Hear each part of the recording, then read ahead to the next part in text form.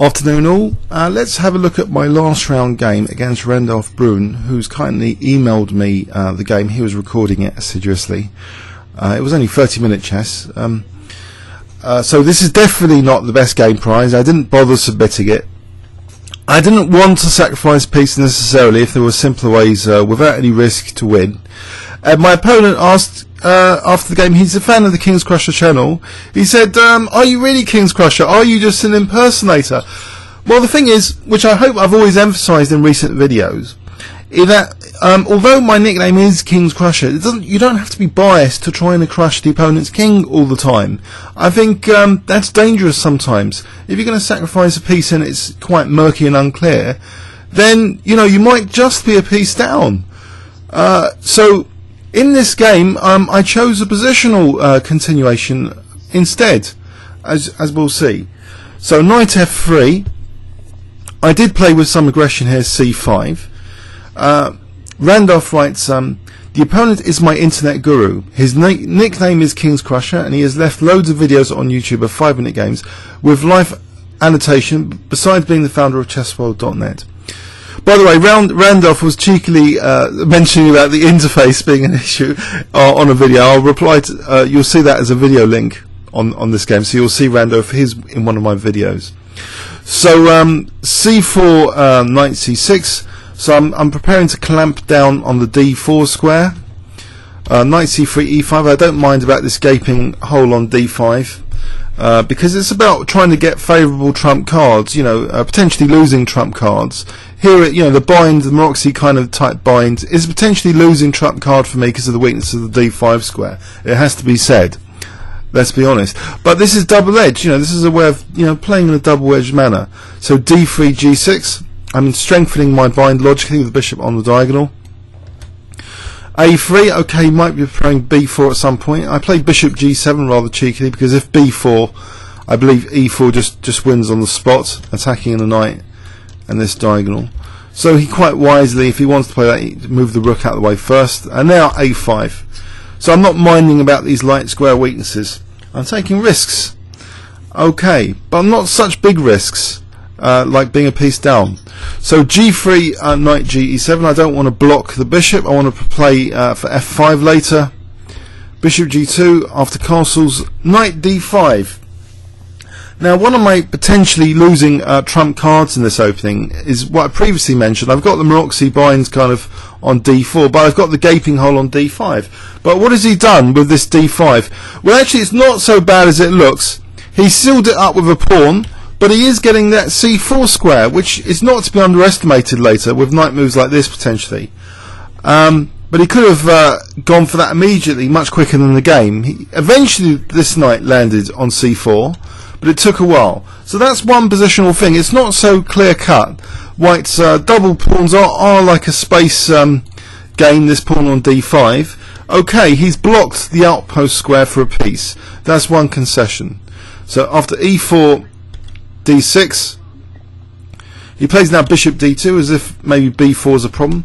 But I was wondering actually, maybe here is the time that if he wants to play for b4, which might be a bit poxy, b3 to stop a4, that ceiling move a4 might be an interesting alternative. But maybe the way he played it is okay to encourage me to try and seal against b3, because actually he does get fearsome b-file pressure the way he did play it. So after a4, b4, we're trading two concessions here simultaneously now. After AB, queen takes b3, what's happened? He's got a target on the A file, but I've got this fixed target on the B file. So exchange of targets, could we call this? Okay, and this bishop is severely limited in scope, especially with this cramping like d5 pawn. So at the moment I think white's absolutely fine. It doesn't matter that he's allowed this en passant move. Okay, h6, because I want to play f5 without knight g5 coming into e6. After castle's now f5, and now bishop c1. So he's got his trump cards and he's like just defending a3 peacefully, but also I'm kind of blocking in my own bishop here, trying to gain space on the king side. If I play for f4, I'm blocking in my own bishop. Now comes this rude awakening, and actually you can almost like keep chasing my queen now. After queen d7 he could have played queen b5,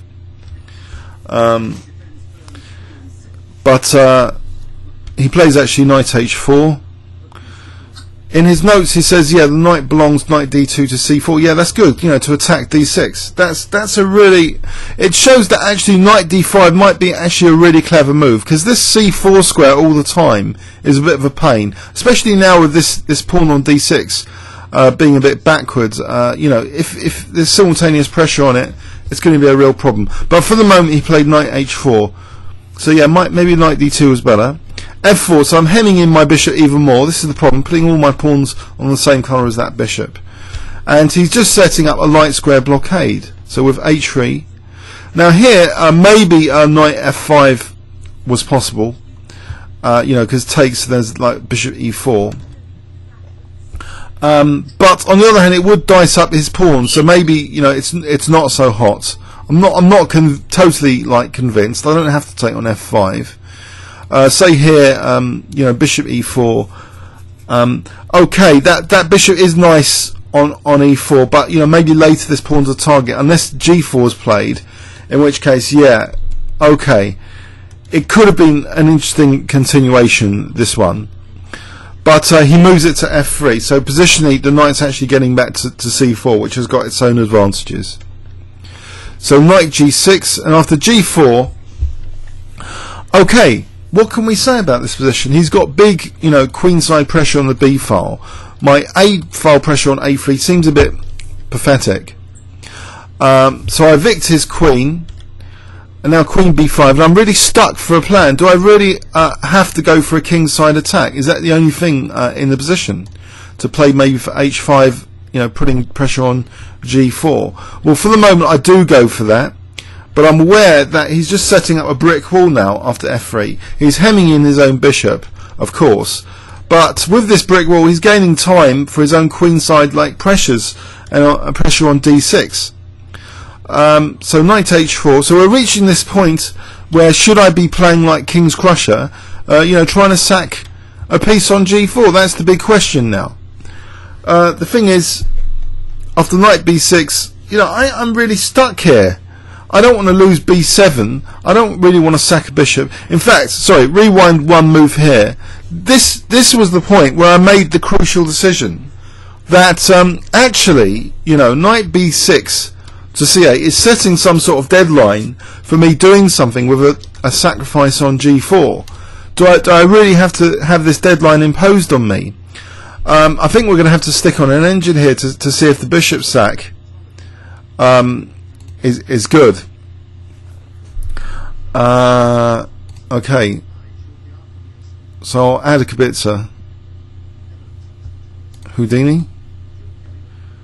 Hopefully this is okay to add Houdini. So apparently actually black's better with rook f7, funny enough. But let's have a look at HG. Bishop g4. I'm sure this is unsound. It's giving 1.69 for white.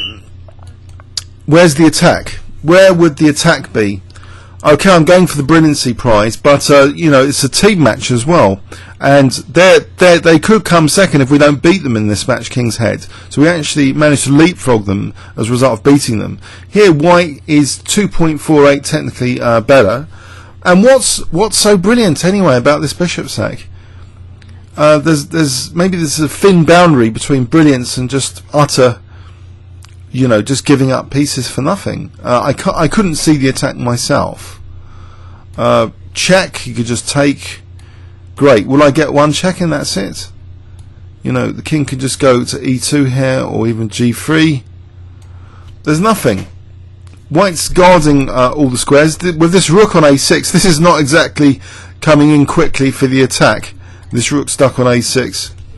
You know, he's ready to pounce on my king. He's ready to take on b7. It'll be a total disaster. Why play like that? There's no need to try for the brilliancy prize here. So this next move, right? Yeah, is not really Kingscrusher move. It's inviting, getting some pieces off. Because I've noticed something about this position, that if these guys come off, for these guys, then maybe rook a4 to d4. I'm actually attacking d3 here. One benefit of this structure, it's squeezing white a bit on the light squares. These light squares, light pawns are fixed.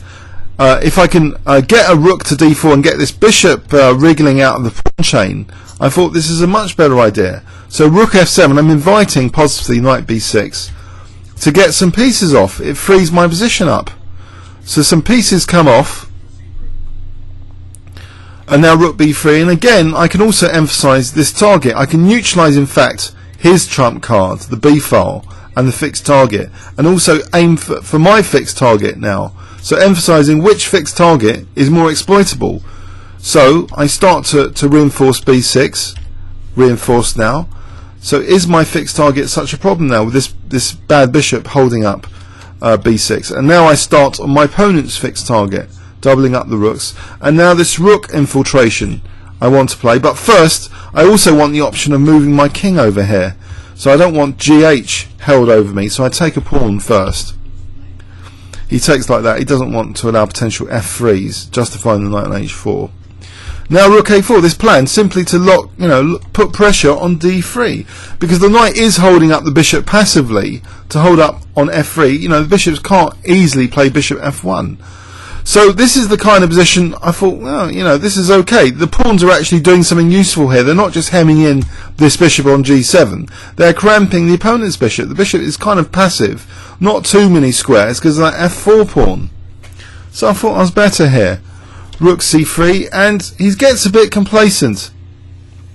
In his notes he says, allowing black to push b5 makes his life easy. Should have stayed on the b file and prevent b5 and play for a draw. At this moment I felt the most threats were over and I lowered my guard. Time is another thing, so there are 3 points. What a shame. 3 points? I mean, he might have meant 3 points. I'm not sure about that one. But the thing is here, yeah, I mean, if I had sacked on g4 with the bias of Kingscrusher nickname, what would I have got? I've just been a piece down. Here, strategic crush. What is strategic crush? You pick the slowest elements in the position and you're trying to improve them. One of the slowest elements of the position was the bishop on g7. I'm wriggling it out of the pawn chain because my pawns are all hemming it in when it's on g7. So I take my opportunity now, very soon. b5. Knowing that I've got at least a pin on the a file, so if rook b3, b4. And then maybe even bishop a5 to support b4 that's an option if rook b1. I don't even have to do anything that committal, although maybe bishop d2. It's getting a bit murky. We could stick on an engine here just to see what technically is going on here now in this position after rook b3. Well, apparently b4 is fine, so let's see. If rook b1, then I can just simply take here, just winning a pawn. The infiltration is harmless, I think. Check. And he has to defend now against a2, a1. So he'd have to almost give up the bishop or something. So rook d7, a2. Bishop f6. Okay, and now rook b4. So this just shows, the infiltration on the queenside play seemed in my favour here. So b4 would have done the trick if rook b3. b4 is apparently a good move. Now this other option of rook a5, bishop a5 is it's not needed of course, but even so, even in this position if I had played it, bishop d2, this is still good, rook a3. There's still pressure here and it's still better for black. So he gave me the move b5, so this was a terrible blunder, yes. Here it was only minus 0.29, so still better for black. So something mysterious and riskless has happened here with these maneuvers, that somehow white's target on a3 is more significant than my target on b6. So anyway, so rook c3, b5, and I'm liberating the bishop now. So I play tactically, the rooks are embarrassingly on the skewer line. I just play c4. The bishop is coming in with check to get the d4. After bishop f1, terrible blunder, but it's a bad position now. Check. It's completely lost. He resigns. It's a very riskless way, I thought, of playing the position. I was kind of pleased because of not playing the bishop sack. I don't know about you guys, but if we rewind here, just because you've played as though you're playing for a kingside attack, there's positional implications. It's like playing the king's gambit. You don't necessarily play the king's gambit to make the opponent's king. There might be positional implications. You know, you get your opponent having fragmented pawns, or you get better control of the centre. Here, this pawn chain is kind of squeezing white a bit. It's putting pressure and fixed lock targets on light squares, particularly d3. So cheekily inviting an exchange of pieces here still uses some of the trump cards in my position, and I'm aiming, bearing in mind that I'm trying to resolve this bad piece issue, trying to get it later outside of the pawn chain, and it seemed to work like a treat, and also targeting my opponent's weakness on a3. So which kind of target was worse? Well, it turned out this bishop, you know, is vastly superior to this bishop because of this pawn chain. This pawn in particular hemming in the opponent's bishop, giving my bishop free reign access on this big diagonal. So that was that. This is how not to play for a brilliancy prize. But let's have a look in overview and summary. So remember, it was just 30-minute game. So I went for this Moxie bind. So it was last round, critical encounter against King's Head for prize team prize positions. So they were currently in second. We had to beat them to overtake them, to come second at least. Unfortunately, Atherton had beaten us in one of the matches, so we lost match point. But on game points, we were actually in the lead at the end as a result of this 3-1 victory. So anyway, yeah, I'm hemming in the bishop here, but I'm gaining space. Maybe knight f5 was interesting. Oh, I'm going to have to engine check this one as well. Would this have been the engine move, knight f5? Apparently it's not that good. Okay, let's see why. Knight takes... e takes... Apparently this rook takes f5 here, just offering an exchange back. King g8. Alright, because there are weakened squares on white's king positions. This is dynamic stuff. So say bishop f5, queen f5, g4. Well, there's queen takes d3 here. Whoa! This is just dynamic. Queen b3, e4. So liberating the bishop on the diagonal. Doesn't mind, Houdini doesn't mind giving up the exchange. So yeah, okay, that's interesting. So intuitively, maybe knight f5 looked good, but actually, with positional sacks and stuff, it's not so clear. So maybe what he played was okay. Let's turn off the engine there. So we end up with this, you know, basically a better endgame position then because of the black pawn chain, which means that if I can just solve one or two issues, this bishop and this pawn on the b file, then the position looks a lot more favourable. It's like all the plus sides without the downsides, taking out the minuses, leaving the pluses. So the minuses was this measly b7 pawn. It's not so bad now on b6, and the other minus was this blocked in bishop.